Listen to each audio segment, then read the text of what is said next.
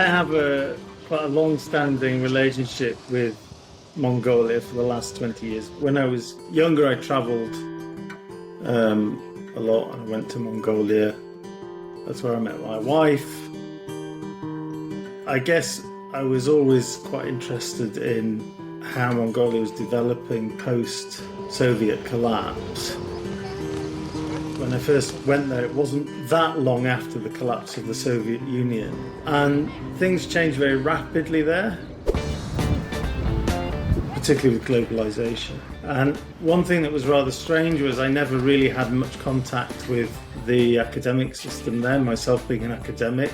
This changed around 2012 on a family visit when I met Sogzolma Seizma. She kind of told me about the state of play with academia, and it was quite a compelling story. And she asked me would I help to get more contact with, let's say, the West and other academics outside of Mongolia. So this resulted in 3 years later a huge colloquium that took place in Ulaanbaatar. So along came what was called the GCRF Fund, the Global Challenges Research Fund in the UK, and I started talking with my colleagues about the possibility of trying to apply for some funding to work more coherently with my colleagues in Mongolia. We are learning from each other a huge amount. You know, we've had something like, I don't know, maybe 20 of our PhD students have been over to Mongolia, and we've had some of our Mongolian colleagues come over to Bath.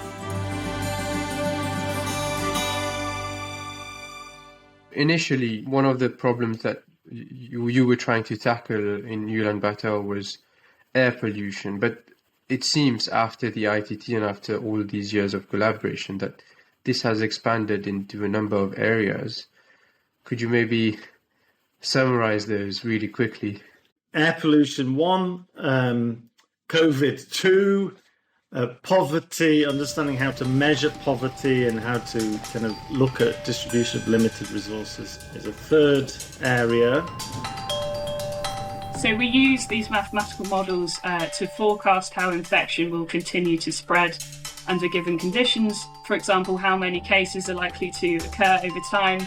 And we can use these models in particular to infer which type of interventions will be most effective control measures.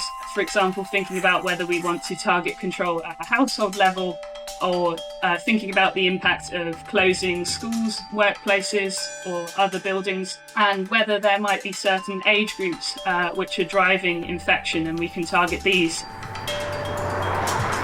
But these sort of issues of infectious disease spread have been highlighted through COVID, but they've really been a problem throughout history. There hadn't really been a culture of statistics, and more modern word for this is data science, because of the Soviet system, the way the classical education there had kind of influenced the system, so that was absent from the higher education system. Агарын бохирдлын талаар хүмүүс төдийлнийг боловсрол авахгүй байгаа гэж би бодоод байна.